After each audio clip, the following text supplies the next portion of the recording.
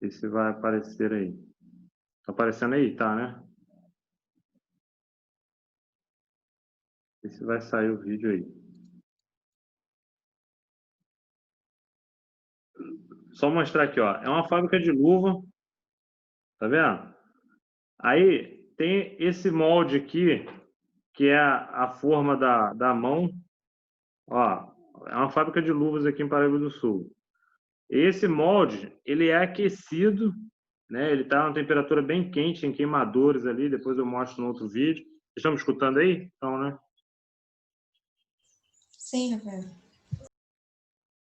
E o que que acontece? Esse líquido aqui, ó, é onde está o látex, né? Que vai é o produto, né?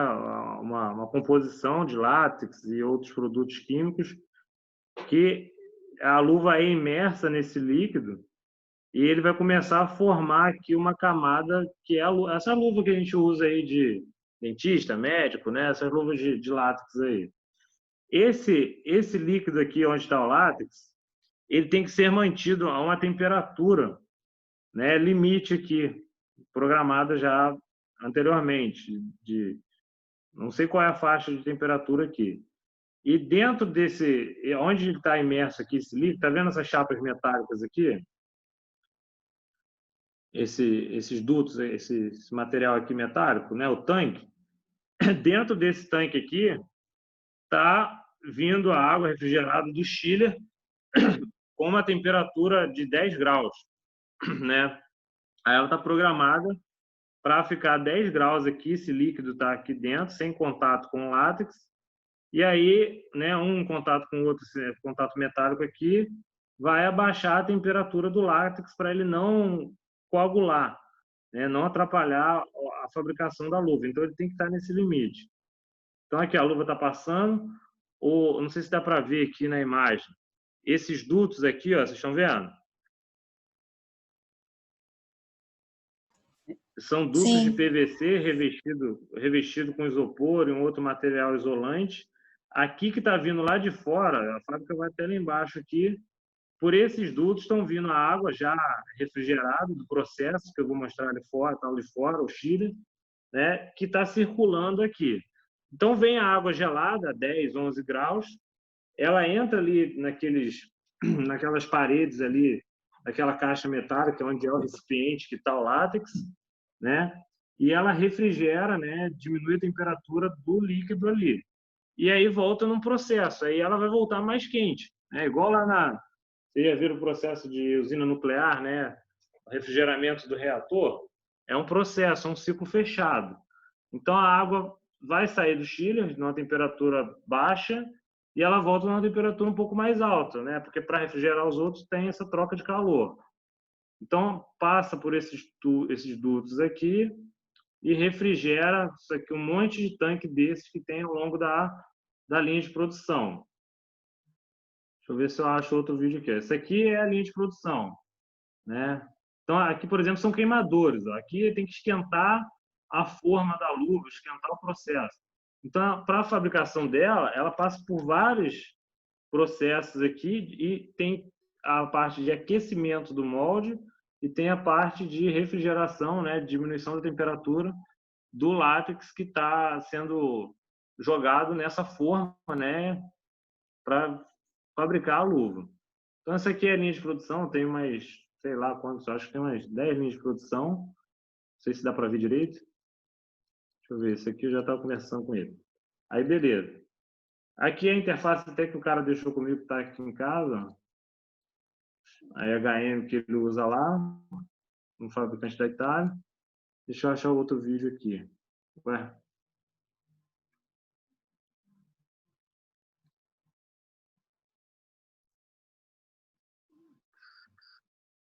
Deixa eu ver qual que é o outro. Aí tem dois chillers. Tem um chiller mais antigo, que é esse painel aqui, ó.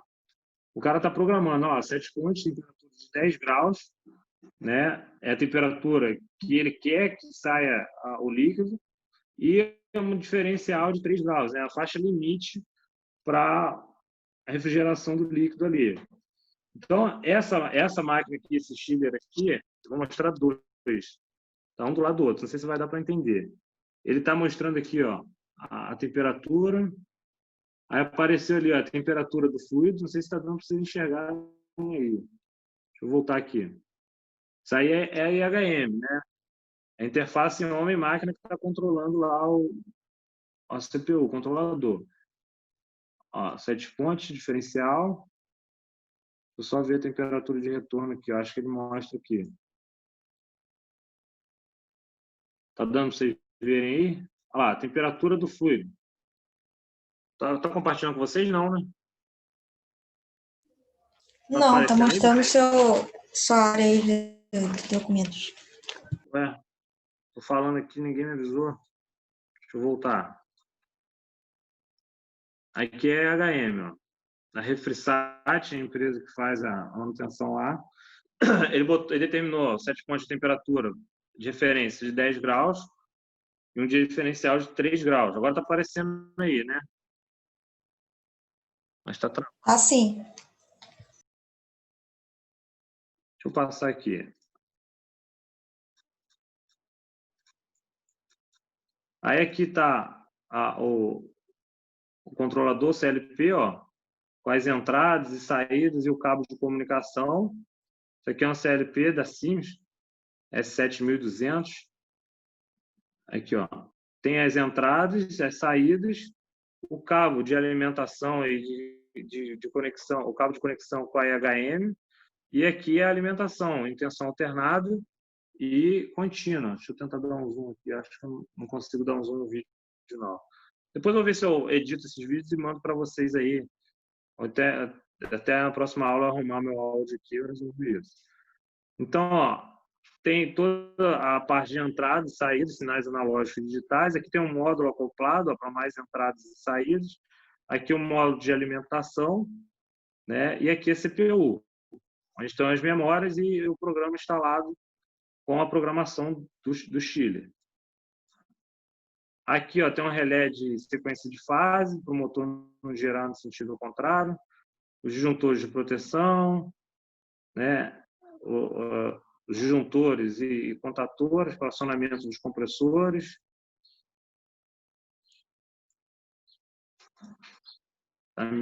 Aqui o cabo, a ligação do cabo, que está vindo lá da CPU com o EHM, ó, ali em cima, ó, esse cabo aqui que está aqui embaixo, ó, que faz a comunicação, aquele cabo que eu mostrei para vocês, que faz a comunicação da interface da EHM com o CPU, né, com o controlador.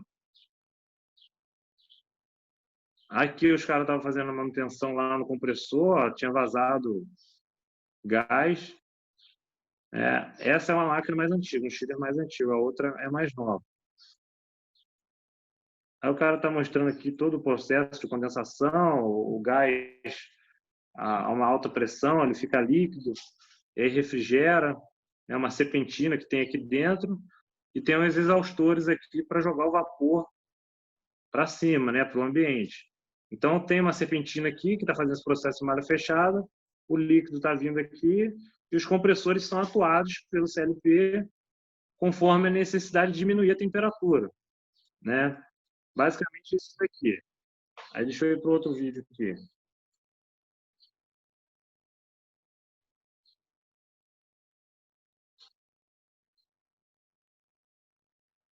Voltou para ele. Deixa eu fechar aqui. Eu vou abrir, vou caçar outro vídeo aqui, vou abrir ele aqui agora.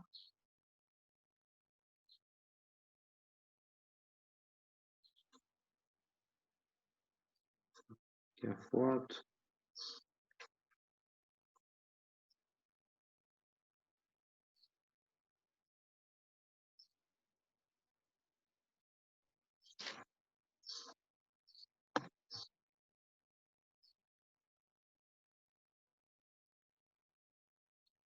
Vou ter que entrar no Google Drive aqui. Só um minuto aí, galera. Coisa de 3 minutos só para baixar o vídeo aqui que não está aqui na minha...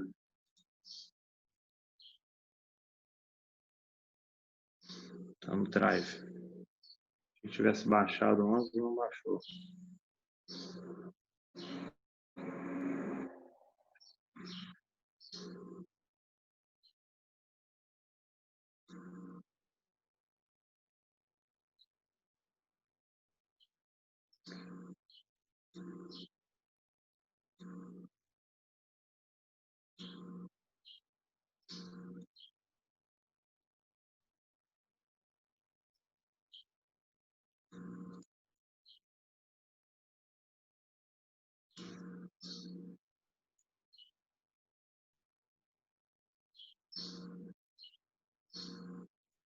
No WhatsApp aqui. Caralho.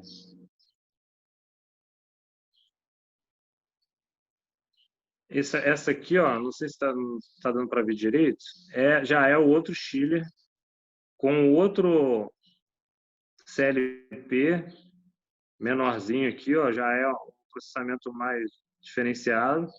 Essa aqui já é outra IHM, é a máquina mais nova. Né? Essa máquina agora funciona com 4 compressores. E aí no vídeo dá para ver o acionamento deles. Exatamente, tem um outro vídeo aqui que vai chegar nele. Deixa eu passar esse daqui. Ficou torcido aqui. Deixa eu ver o outro vídeo.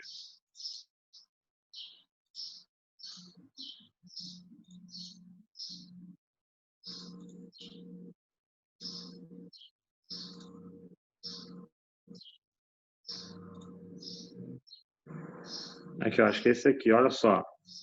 Esse aqui já é o outro painel de outro chiller. Aqui, deixa eu tentar ampliar.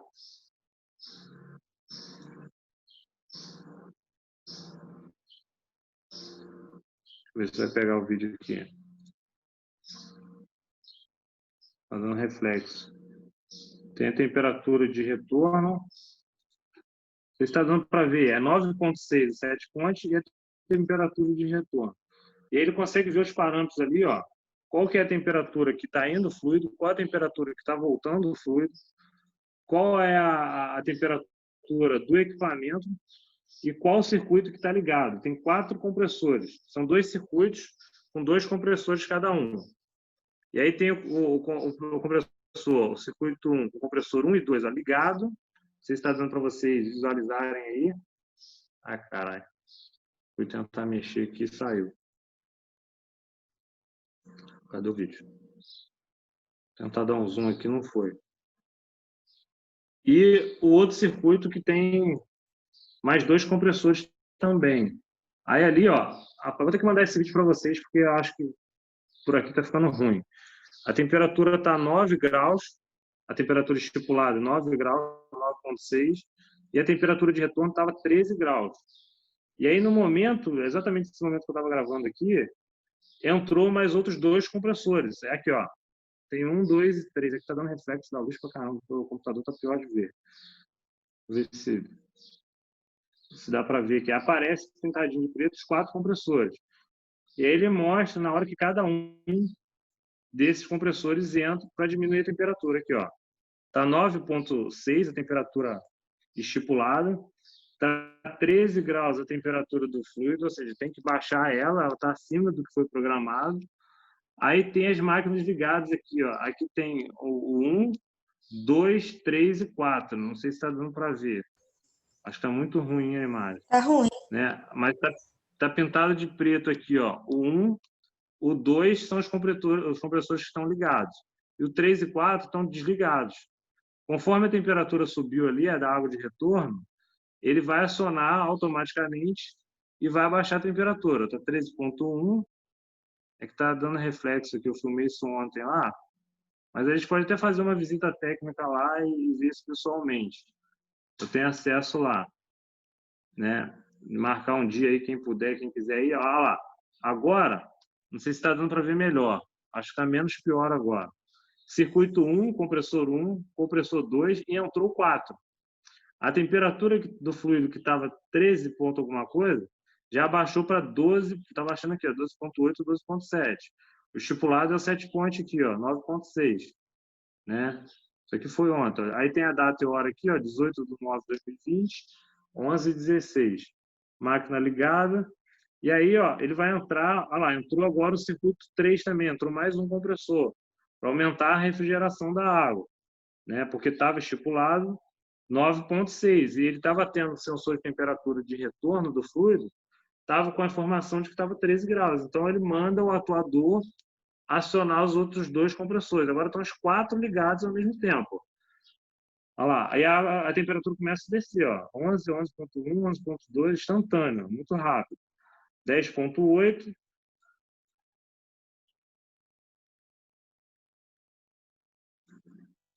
Ó, ele está descendo, tá vendo? 10,8, 9,6 é estipulado. E aí eu fui ver os compressores, né? Aí não dá para ver. Aqui é uma tela, ó. No chiller tem uma tela aqui, onde entra a circulação de ar, onde estão os 4 compressores, e em cima tem os exaustores para tirar o... Aqui, ó. Aqui em cima já são os exaustores para tirar o calor, né, desse sistema de refrigeração. O exaustor aqui. E aqui a tubulação de entrada e de saída, né, da água. Vindo a água já passando pelo ciclo lá para refrigerar o tanque com líquido do látex das luvas e retornando o líquido já numa temperatura baixa.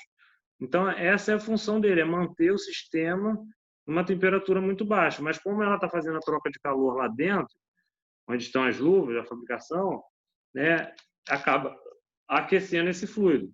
E aí ele está estipulado, programado, para acionar os compressores. Né? Basicamente é isso. Não ficou muito legal o meu vídeo aqui, não, mas isso eu fiz ontem, em cima da hora aqui, exatamente para mostrar esse sistema para vocês. Né? Deixa eu ver se eu tenho mais algum vídeo aqui. Eu acho que não tem. Aí que aqui tem o, o controlador, né, dessa máquina nova. Aqui, o Setcom, aqui tem uma foto, né? Aqui, ó. Não tá aparecendo, Ué, não. não tá aparecendo. Tá não, né? Espera aí.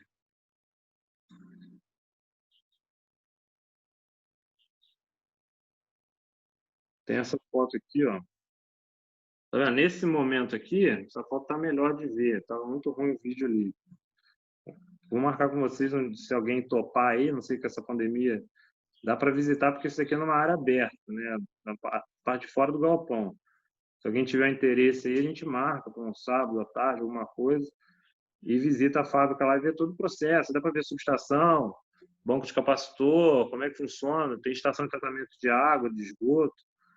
Então, olha só, a data, né, dia, a temperatura estipulada, 9,6, e a temperatura do fluido, 13 graus Celsius. Ou seja, estava com 13 graus e o ideal é 9,6. Aí tem a tolerância que estava estipulada ali, que eu não sei quantos caras programaram. 3, 4, 5 graus. Devia ser 3 graus. Então, ao passar de 12,6, que é mais 3 graus além desse 7 pontos aqui, o sistema detecta que a temperatura está acima e entra os compressores. Estava o compressor 1 e 2 ligado, e aí, em seguida, naquele vídeo ali, não ficou bom, mas depois eu mando para vocês aí, no WhatsApp, pelo celular, fica melhor, dá para ver. Ele entra o circuito 4 e aí começa a diminuir a temperatura. E depois entra o circuito 3. Então, ele tem 2 circuitos em paralelo, onde cada circuito tem 2 compressores também em paralelo. São 4 compressores. E ele fica normalmente revezando. Aqui estava ligado o circuito 1 e 2. Depois que ele refrigerar, né, ligar o 3 e o 4, ligar os 4 juntos e a temperatura da água cair, ele joga para um outro, o 3 e o 4 ficarem em funcionamento e o 1 e 2 desarmar. Então ele fica os dois trabalhando em paralelo, deve ter uma programação ali também de tempo, né? Então a cada intervalo de tempo entra o circuito 2 com os compressores 3 e 4 e aí depois, para eles não ficarem, né, sobrecarregados, ligado o tempo todo, entra o circuito 1 com os compressores 1 e 2. E aí vai fazendo esse sistema de refrigeração. Então, igual você perguntou aí, Luiz Felipe, esse é um sistema em malha fechada, né? O processo é a refrigeração desse fluido que está circulando ali para refrigerar, né, o látex. Ele recebe as informações, várias informações, tem outras informações ali também que dava para ver no vídeo. Tem, por exemplo, a vazão da bomba, né, que está jogando o fluido, tem uma bomba ali, a alimentação dessa bomba, qual é a vazão desse fluido. Então, acho que ele tinha que estar entre 30 e 40 metros cúbicos por não sei o quê, eu não lembro se era por segundo, agora eu não lembro qual era a vazão estabelecida lá. E ele controla tudo isso. Então, o principal objetivo aqui é exatamente a temperatura. Então, tem sensor de temperatura, tem a programação que foi feita e tem os sensores. Ele sabe qual é a temperatura no fluido, na máquina e a temperatura estipulada. Então, é um circuito básico, né, mais simplificado, não é nada muito complexo. Aí o cara até me passou, vou ver se eu pego aqui, o diagrama, né, de todo esse circuito aqui, ó. Deixa eu ver se eu interrompo aqui, compartilho com vocês. Depois eu posso até fornecer o diagrama para vocês. O diagrama dessa máquina aqui, ó. Né? O produto, a unidade de água gelada, tipo especial, número do projeto, versão, tal. A tensão lá é 380, né? Tensão de linha lá é 380, fase neutro 220, porque muitos motores são 380. Aí a potência desse equipamento, 58,5 kW, corrente nominal, frequência, número de fases, o cabo principal de alimentação e o comprimento, né, do QGBT até a máquina. Aí ele tem aqui, ó, um sumáriozinho, um índice, onde cada página tem capa, índice, legenda, circuito de potência, sequência e falta de fase, fonte de alimentação, entradas analógicas e digitais, entradas e saídas analógicas, né, saídas digitais, comunicação, modo EVD e lista de peças totais.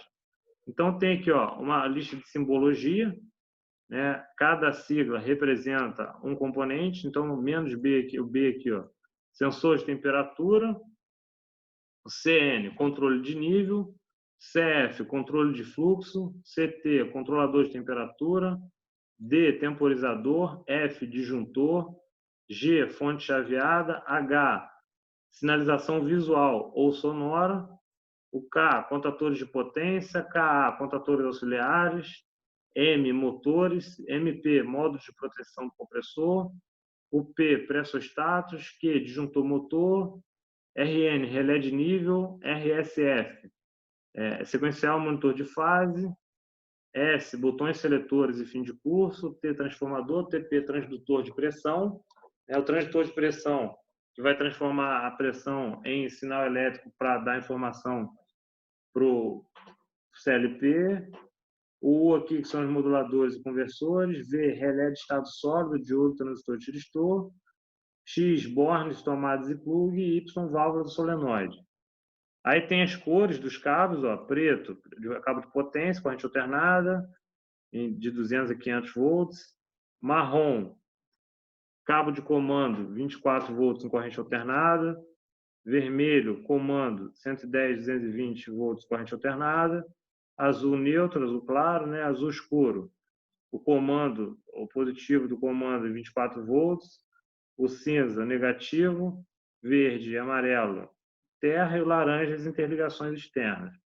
Aí tem todo o projeto aqui, ó, do painel, o desenho, o layout, né? Disjuntor geral, os contatores, relés. Aí tem o diagrama elétrico, né? Trifilar, de potência e de comando, acho que tem os dois aqui, ó. Aqui todo o sistema de proteção, né? O relé, disjuntor, contatora, motor, aterramento. Aqui os motores e potencialização terra. Aqui todo o sistema de potência. E aí entra agora os indicadores, né? As anilhas, tem todas as anilhas lá de identificação de cada cabo, de onde está indo, de onde está vindo e para onde está indo as alimentações, ó. O cabo vem aqui, ó, as 3 fases, neutro, relé de sequência e monitor de fase, disjuntor, aí vai uma alimentação para o comando e uma alimentação para os controladores. Aqui tem uma fonte chaveada, que joga de 220 volts em corrente alternada para 24 DC. Ó. Aí tem lá nos bornes, né, nos contatos, tem a indicação, a anilha com o número de cada cabo, 606 e 607, que está indo para a alimentação do CLP 24 volts, tá vendo? Então, tem todo o diagrama elétrico aqui, isso aqui a gente pode estudar depois com calma. Aqui, o sistema, as entradas analógicas e digitais, ó, de alimentação, temperatura do fluido, temperatura de retorno, falha no drive 1, circuito 1, comum, falha no drive 1 do circuito 2, falha de controle de nível, falha da bomba de processo. Então, tem toda a parte de comando aqui, os diagramas dessa máquina, né? A gente pode tentar fazer uma visita lá, marcar uma visita e ver isso aqui pessoalmente, como é que funciona, e vou tentar também a programação deles. Não sei se é ladder, se é diagrama de blocos, qual que é a programação desse equipamento. E aqui é a lista de peças, né? O que é a lista no painel? Os bornes, bloco de associação, CLP, modelo de CLP, disjuntor bipolar de 10 amperes, fonte chaveada, os contatores, mini contator, relé auxiliar, disjuntor motor, tal. Cabo de transdutor para válvula de expansão eletrônica, Carel, né? Carel é um fabricante, o cara até no vídeo ali ele explica. Era Siemens o controlador, né? E IHM, e eles alteraram para esse fabricante Carel, que é um outro fabricante, né? Nem WEG nem Siemens, é um italiano que fabrica também esses componentes por um custo mais acessível. E para essa aplicação aí, que é um circuito mais simples, não é nada demais, atende perfeitamente o objetivo deles, né, desse sistema. Depois eu vou tentar. Ontem eu fiz esse vídeo corrido, achei que o computador sem som aqui deu uma sacaneada. Mas depois eu faço um outro vídeo detalhado lá, ou a gente vai lá, a gente faz uma visita na fábrica para conhecer.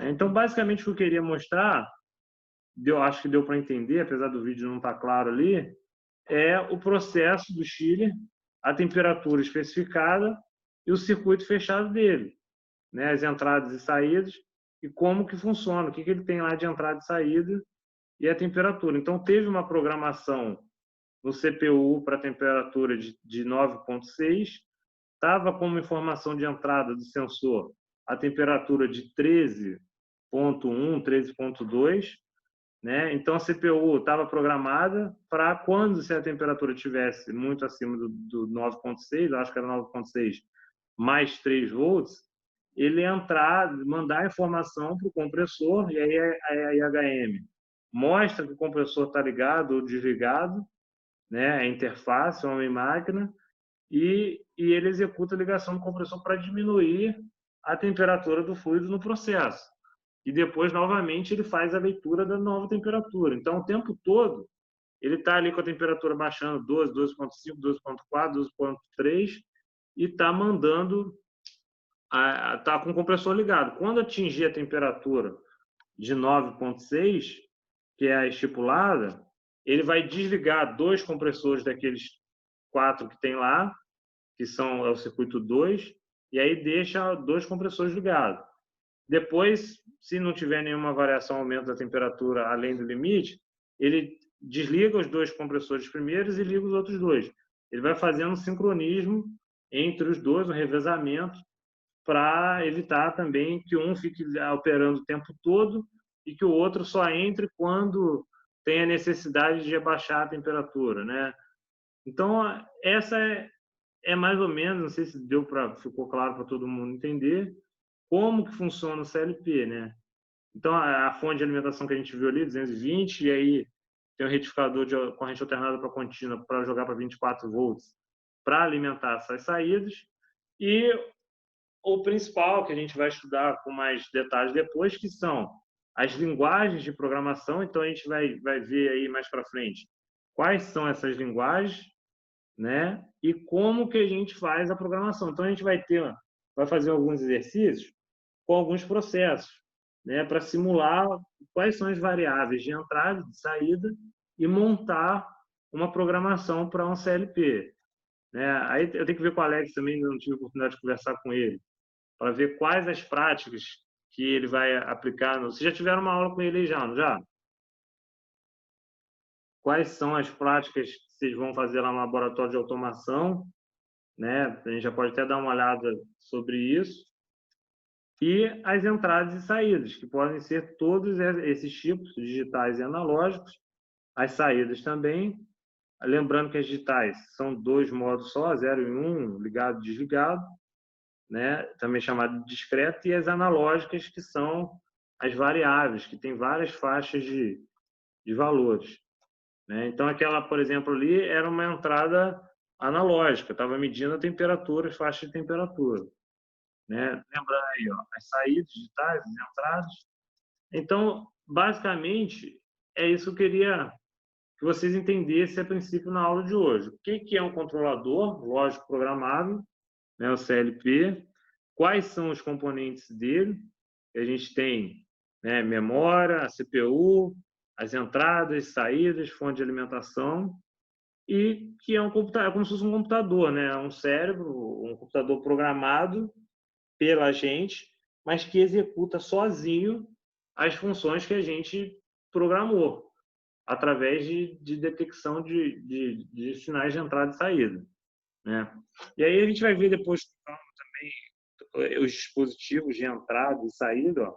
Aqui eu trouxe alguns, mas depois a gente, nessa aqui nós estamos montando, né? Os dispositivos de entrada e saída, né? São os que emitem sinais elétricos. Alguns exemplos aqui que eu trouxe já. Ó. As botoeiras são chaves acionadas manualmente, constituídas por botão contato normal aberto ou normal fechado. Quando seu botão é pressionado, invertem seus contatos e quando este for solto, devido à ação de uma mola, seus contatos voltam à posição inicial.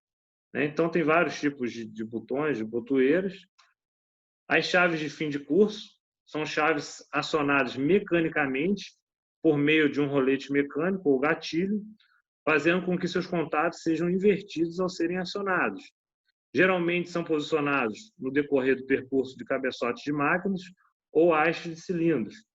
Assim, sempre que o atuador atingir a posição desejada, é gerado um sinal elétrico, o qual pode ser utilizado para, por exemplo, parar o atuador, ativar um sinal de alarme, entre outros. Por exemplo, ali na fábrica mesmo, não sei se na foto ali deu para ver, vou tentar abrir uma foto aqui, um dos objetivos que eu fui lá ontem, era exatamente, vou tirar o compartilhamento aqui, vou tentar achar uma imagem. Lá eles estão fazendo adequação a NR10 e NR12. Então, tem vários equipamentos, máquinas, deixa eu ver se alguma foto aqui, acho que essa daqui dá para ver um pouco de longe. Tem vários reservatórios desses aqui, onde estão os fluidos, ó. Esses reservatórios são onde estão os látex, os fluidos. Aqui em cima, isso daqui, ó, onde eu estava aqui que eu tirei a foto, é onde faz as misturas do látex com outros elementos para chegar à composição ideal para fabricar, né? E cada reservatório desse, por exemplo, é feito uma coleta, um técnico em química, técnico de laboratório vai lá e coleta o material, abre a tampa e recolhe o material. E não tem nenhum componente de proteção contra NR10 e NR12 para acidentes.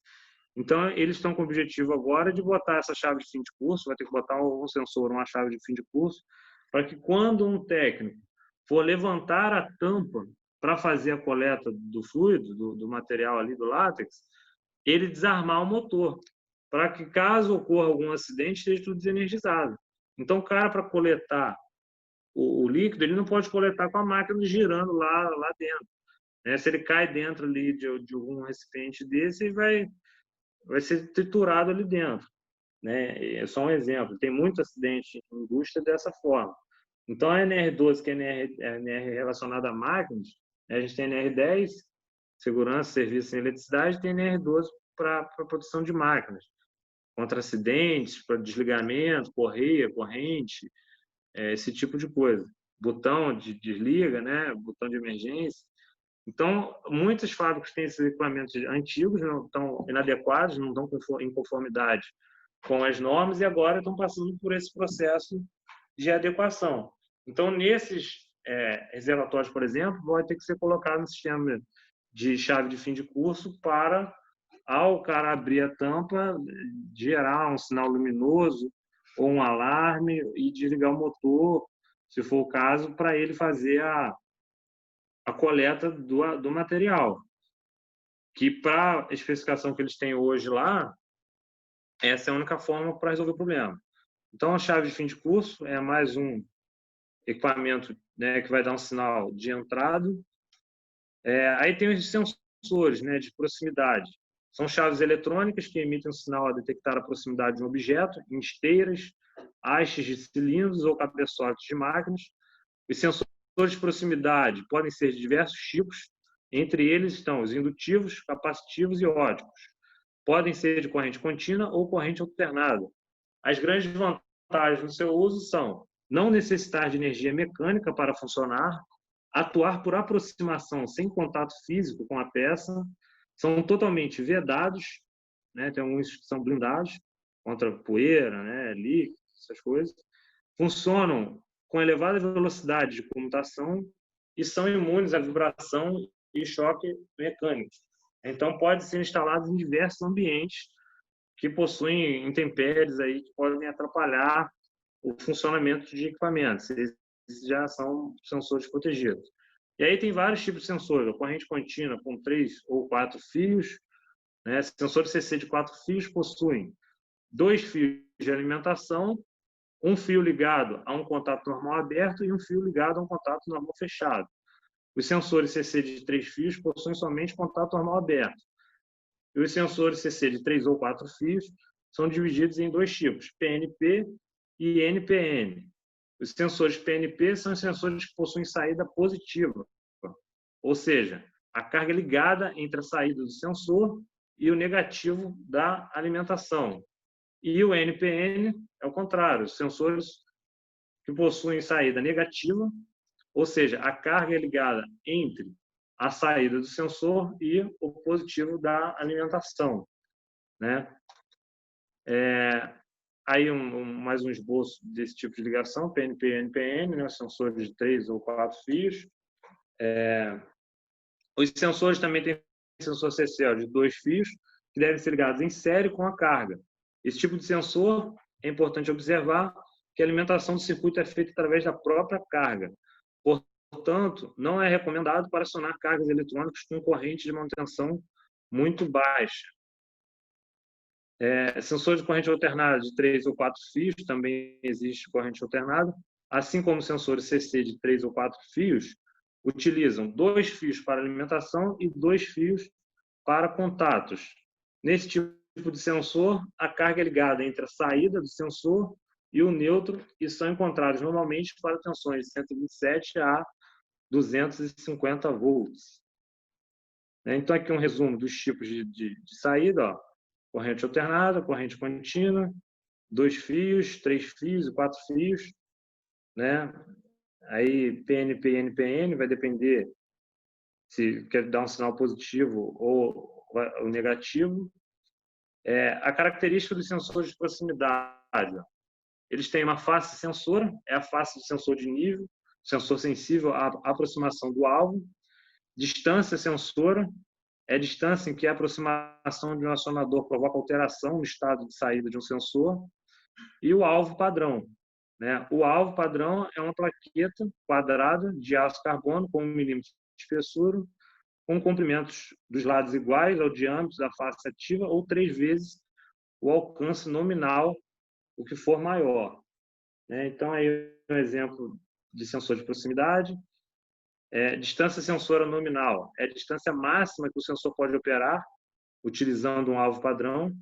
Fatores de correção são os fatores utilizados para a determinação do alcance de materiais diferentes do alvo padrão. E frequência de comutação, que é a velocidade com que o sensor modifica o estado de saída conforme o alvo entra e sai do campo de detecção do sensor. A frequência de comutação depende do tamanho do alvo, da distância entre a face ativa do sensor e o alvo e da velocidade do alvo do tipo de sensor. Esterese é a diferença entre a distância a qual o sensor é ativado, quando dele se aproxima o objeto, e a distância a qual é desativado, quando ele se afasta do mesmo objeto. Então, essa distância entre o mínimo de acionamento e o máximo de desacionamento, a gente chama de esterese do sensor. Aí tem sensores indutivos, juntamente com sensores capacitivos, foram desenvolvidos para atender às necessidades dos sistemas modernos de produção, onde é necessário conciliar altas velocidades e elevada confiabilidade. Esse tipo de sensor substitui frequentemente as chaves fim de curso, devido ao encapsulamento e às características dos componentes eletrônicos empregados em seus circuitos eletrônicos. Os sensores são particularmente capazes de operar em condições severas de trabalho, como a presença de lubrificantes, óleos imersos na água e etc.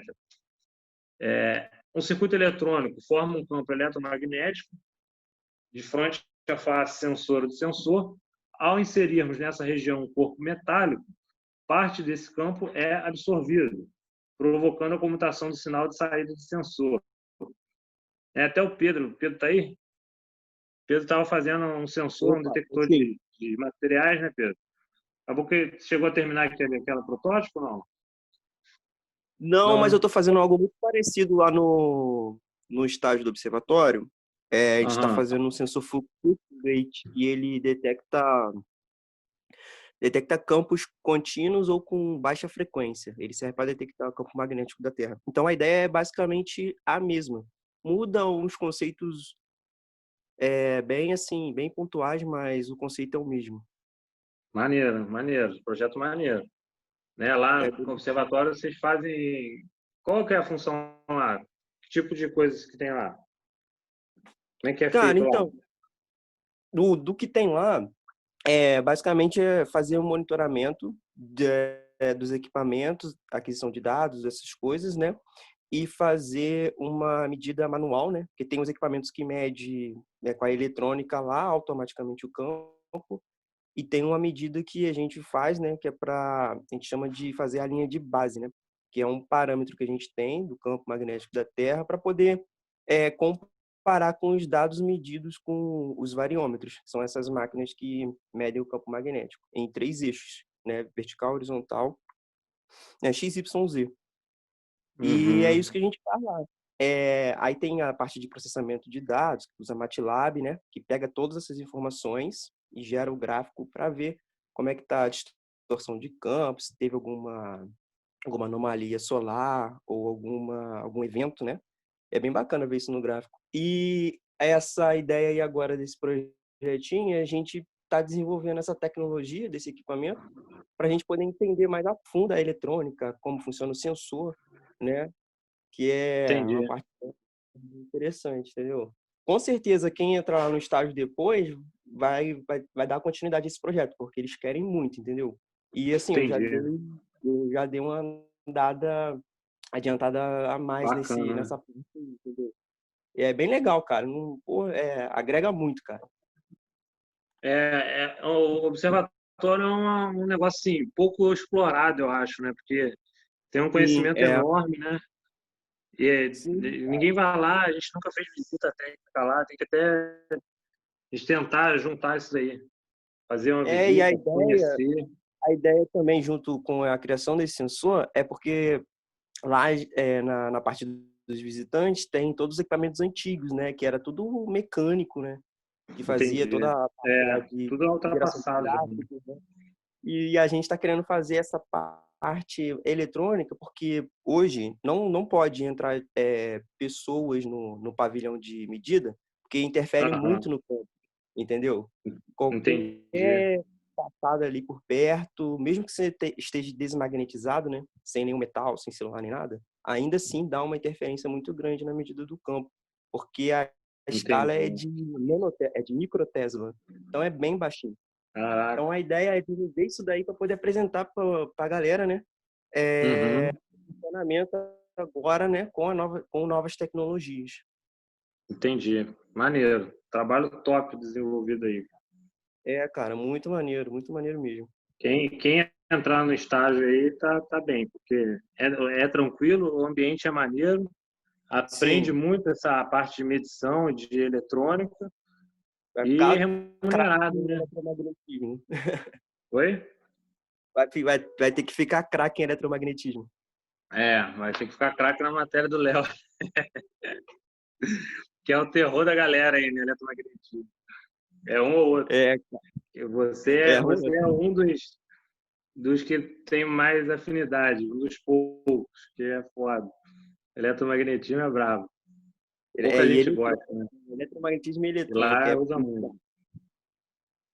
Oi? Lá é eletromagnetismo e eletrônica. São as coisas assim que Entendi. é necessário. É bom. É muito voltado para física, né? A galera de física deve se amarrar lá. Sim, demais. Geofísica, né?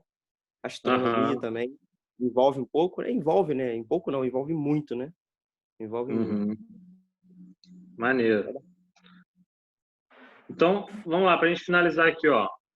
O alvo metálico, né, se aproximando de um sensor, absorve energia gerada pelo oscilador. Quando o alvo está perto, o dreno de energia para o oscilador e causa a comutação da saída. Aí tem os sensores blindados e não blindados, igual eu estava falando. Os sensores blindados concentram o campo eletromagnético em frente ao sensor, permitindo montagem rente em um suporte metálico, como pode ser observado na figura abaixo. E os sensores não blindados devem ser montados com uma zona livre de metal em torno da face ativa do sensor, como pode ser observado na figura abaixo. Então, comparando aqui, aqui ó, tem uma blindagem de metal, limitando as linhas de fluxo do campo magnético, eletromagnético. Já esse outro aqui não tem. Já está o núcleo aqui, está gerando o campo eletromagnético, pegando uma faixa bem ao redor aqui. Então, é possível blindar com metal o limite para que não ocupe um sensor, você consiga delimitar os limites de detecção do material a ser detectado pelo componente aí. Sensores capacitivos. Ó. Os sensores capacitivos são utilizados para detectar a aproximação de materiais orgânicos, plásticos, pós, líquidos, madeiras, papéis, metais, entre outros. O alvo padrão utilizado para sensores capacitivos é o mesmo alvo padrão utilizado para sensores indutivos. Na figura abaixo, se pode observar a simbologia de sensores capacitivos, que é representada a construção básica de um capacitor. O sensor é constituído de um capacitor formado por duas placas metálicas com cargas opostas e separadas pelo ar, o qual é o dielétrico. A gente já viu isso lá capacitores, não é materiais elétricos. As placas projetam o campo eletrostático gerado pelo capacitor à frente do sensor.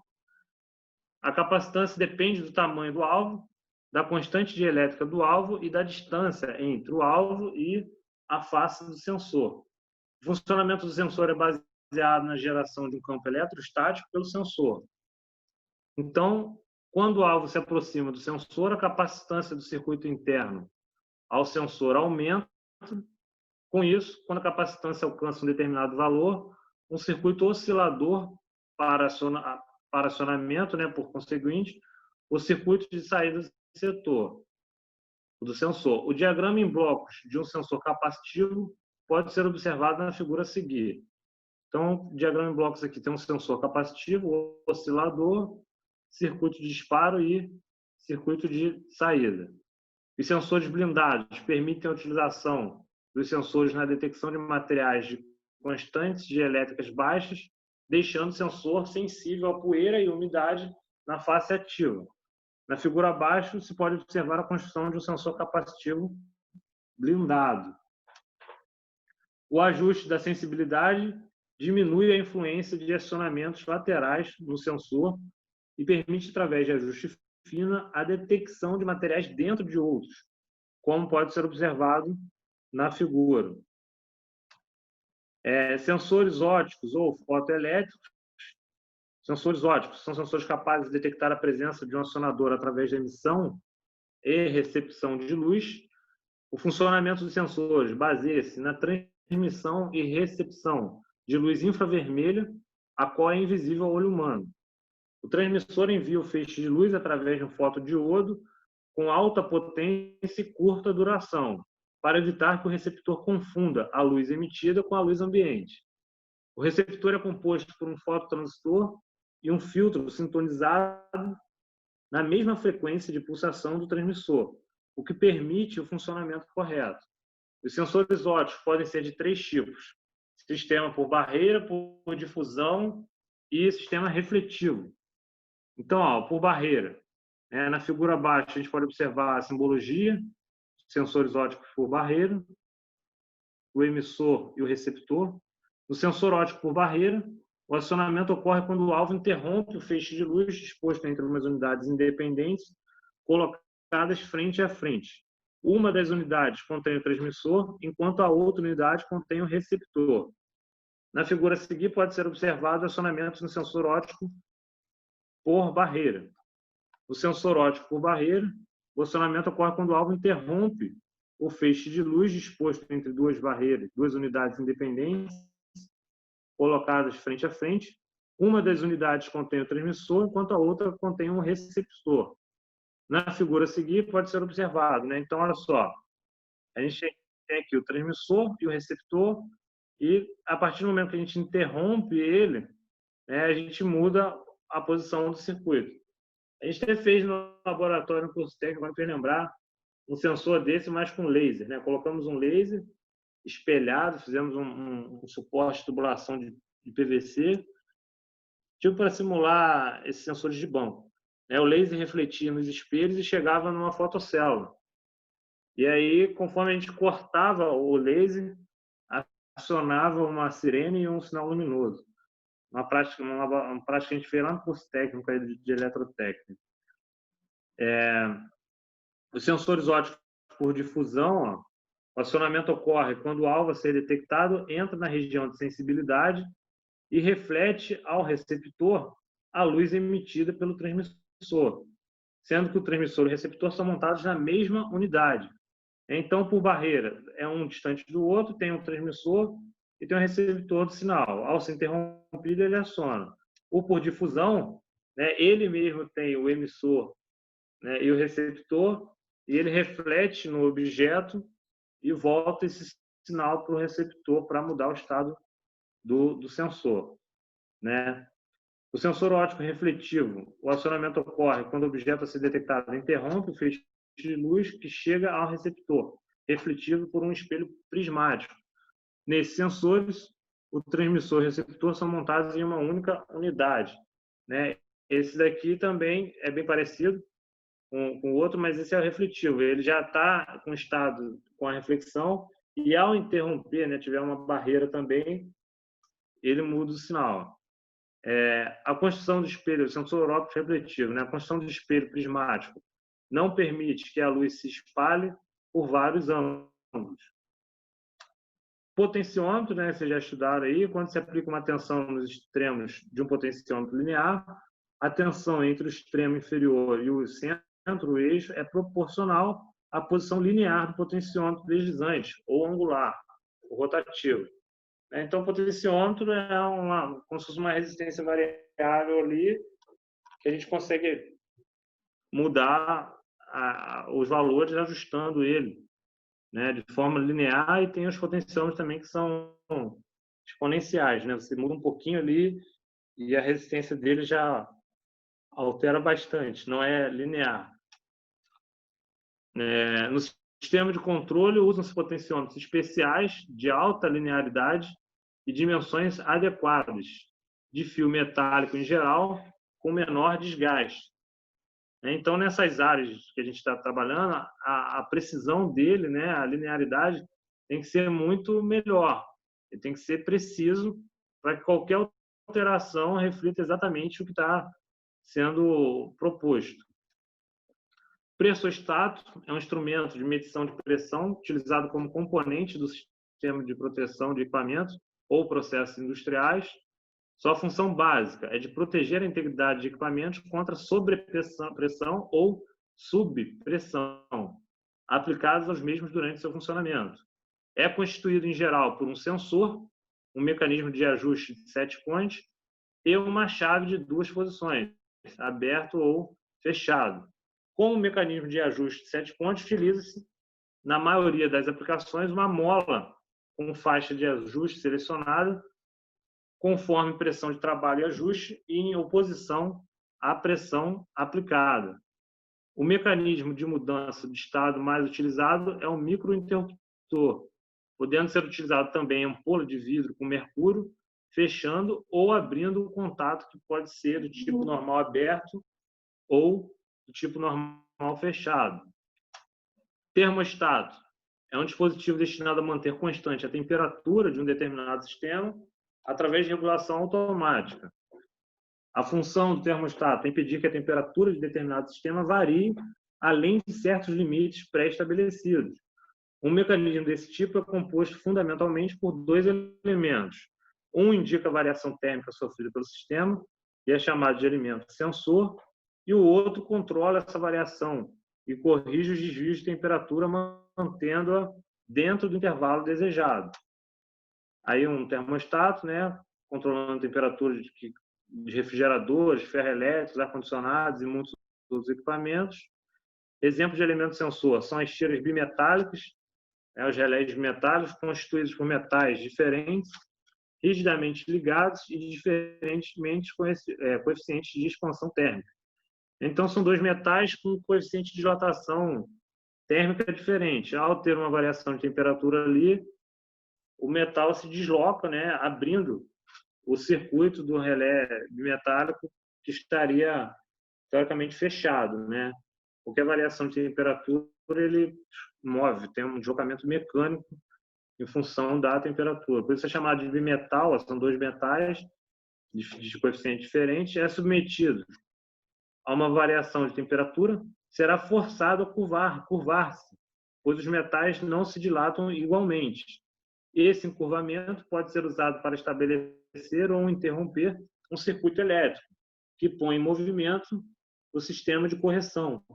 A gente, no técnico lá de eletrotécnica, a gente fez um sensor também desse, um relé bimetálico, a gente simulou, fez uma maquetezinha de uma casa, e aí simulávamos um incêndio, um sistema de combate a incêndio, um isqueiro com uma vela lá, botava fogo, e aí esse relé, a gente abriu ele, deixou só a estrutura interna dele, os metais, a gente conseguia visualizar o metal dilatando com o aumento da temperatura e abrindo o circuito, né, mudando o estado.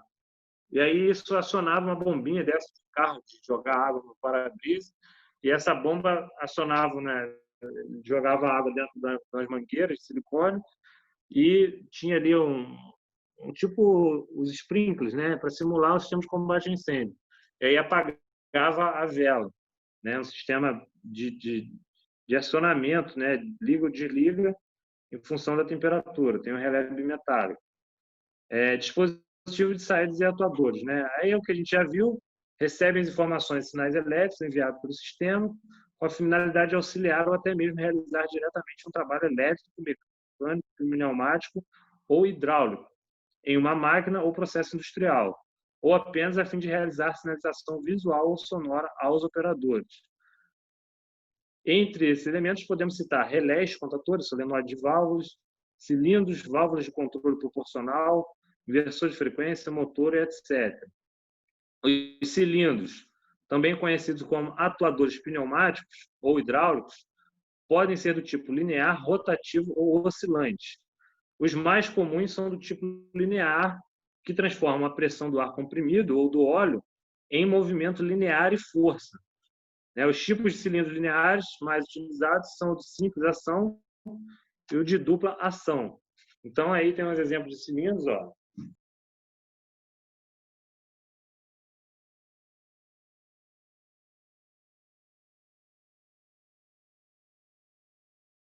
Rafael, tá mudo aí.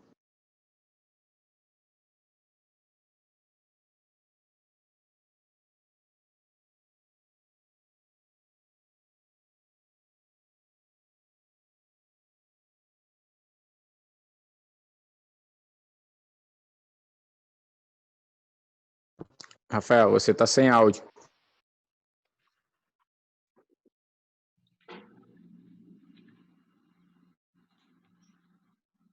Beleza. Quando voltar aí, vocês me avisem aí. Já voltou? Já. Estou agora.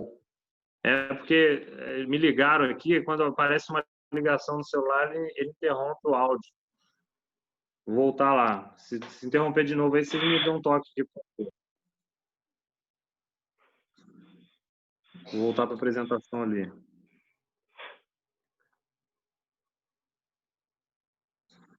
A gente fechar aí.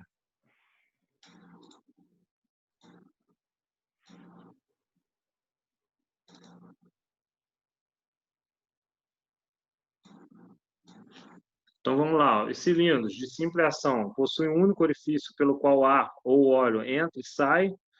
Ao colocarmos pressão nesse cilindro, ele é movimentado e ao retirarmos pressão, uma mola retorna a haste do cilindro para a posição original. Já os cilindros de dupla ação possuem 2 orifícios pelos quais podem entrar e sair o ar ou o óleo e, dependendo do movimento desejado, portanto, um orifício serve para o avanço do cilindro e o outro para o seu retorno. O fluxo de ar ou do óleo que o cilindro recebe é transmitido por válvulas direcionais. Para os cilindros pneumáticos e hidráulicos trabalharem, efetuando seu avanço e recuo, é necessária a utilização de válvulas que permitam direcionar o fluxo de ar comprimido ou óleo para dentro ou para fora do cilindro. Essas válvulas direcionais são descritas pelo número de vias e posições que ele possui. As vias são conexões de entrada e saída e escape de ar ou óleo, e as posições são a quantidade de manobras que a válvula permite realizar. Como, por exemplo, uma válvula de 2 vias e 2 posições permite, ora, a passagem de ar e, ora, o bloqueio de ar da entrada para a saída. Então, válvulas direcionais podem ser acionadas por comando manual, elétrico, pneumático ou mecânico. Normalmente são utilizados solenoides, que são as bobinas eletromagnéticas, né, para a mudança de posição da válvula, pois tem a vantagem de ser acionada à distância e com bastante segurança e precisão.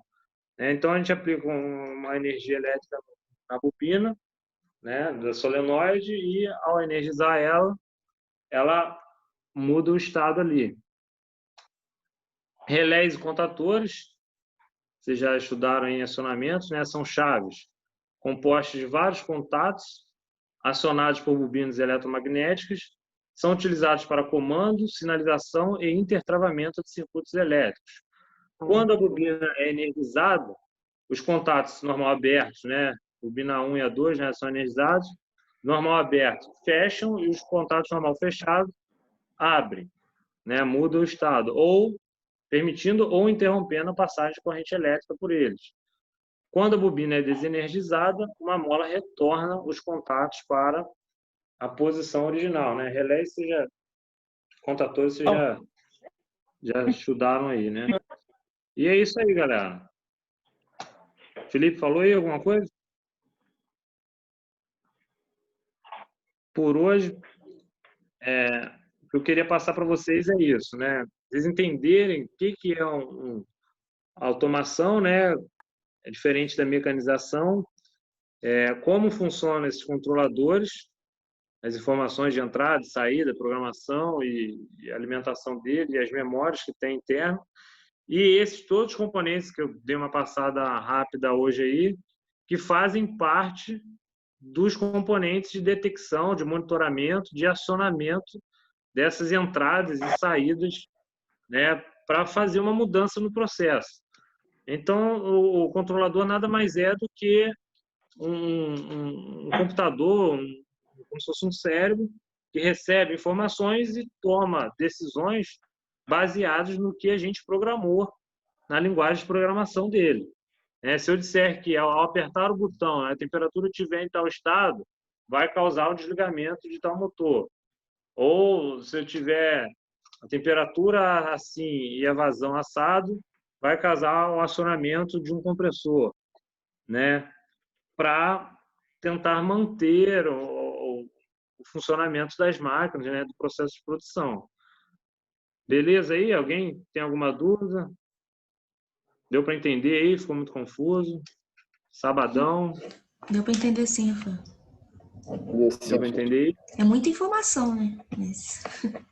Muita informação, né? Hoje é mais uma... Depois a gente vai ver cada coisa dessa passo a passo, né?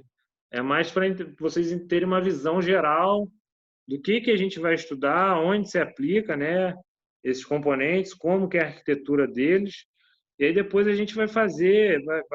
Depois que a gente entender as linguagens, programação, a simbologia desses componentes de acionamento, né? De todos eles, a gente vai pegar estudos de caso real, de processos, de fábricas, levar a gente nessas fábricas e pegar a programação deles. Ele está falando. Tá mirando aí, gente. Agora tá procurando o corredor aí. Corredor. Fazer macarrão pro almoço aí, ó. O que ele está falando? Escorredor. Pedindo escorredor pra mãe dele. Porra, o microfone tava mutado, como vocês escutaram isso? Tá pagando mico aí, cara. Ué, mano, o telefone tava mutado. Não entendi, não. Vai ter um macarrão pra gente aí hoje? Pode chegar, pô, chega mais. Purê de batata. Vai fazer um macarrão aí, tá pra pegar pesado aí nos pesos?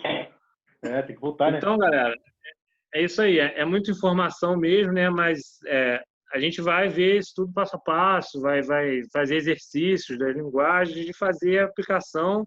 E a minha ideia é essa. A gente, quem quiser ir, eu vou tentar pegar processos reais em algumas fábricas aqui que eu tenho acesso, por exemplo, essa Lengruber aqui em Paraíba do Sul, a Gráfica Santa Cruz, que eu presto serviço lá em Mendes, que é uma gráfica grande, a Bluecom aqui em Vassouras, que é uma fábrica de componentes eletrônicos, que eu fiz o projeto elétrico todo lá, de subestação, do sistema da infraestrutura elétrica, eu tenho acesso lá. A gente pegar uma máquina específica que tem um CLP e entender quais são as entradas, as saídas, como é a programação e visitar, né? Vou tentar, dentro do que a gente está passando hoje aí com a pandemia, a gente juntar um grupo, que nem quando fala em visita, todo mundo quer, mas chega na hora, metade vai. Então, acaba sendo um ponto bom, que aí vai menos pessoas e, né, áreas abertas, eu acho que não tem nenhum risco, não. A gente faz aí um teste lá na faculdade de temperatura, só para registrar, entendeu? Se encontra lá na frente da faculdade, mede temperatura, e aí a gente tenta fazer algumas visitações para ver a aplicação desse conceito teórico que a gente está estudando. E também tem a parte prática aí que vocês estão vendo com o Alex do laboratório, né? Vocês devem fazer, não sei se ele vai gravar lá no laboratório ou se vai fazer a prática com vocês remota aí, né? Tem também lá uma cacetada de painéis agora, né? Vocês já estudaram, né? Nacionamentos, tem CLP, tem IHM, Soft Start, inversor de frequência. Então, vocês devem fazer umas práticas aí bacanas. E é isso, por hoje é isso aí, tá na hora aí, quase meio-dia. Beleza? Aos sábados agora nós estamos juntos aí. Alguma dúvida? Alguém quer falar?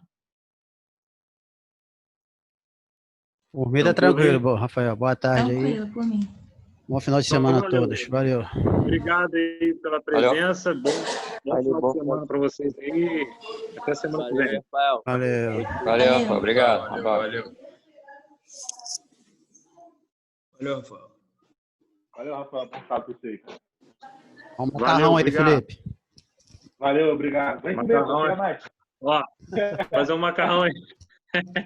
Tá precisando, né, Rafael? Emagreceu, hein, cara? Ué. Graças a Deus, né? Tem que emagrecer, rapaz. Rafael agora só fica correndo nas salutares aí, caminhando, Rafael. Outro dia eu corri na estrada da Bahia aqui mesmo.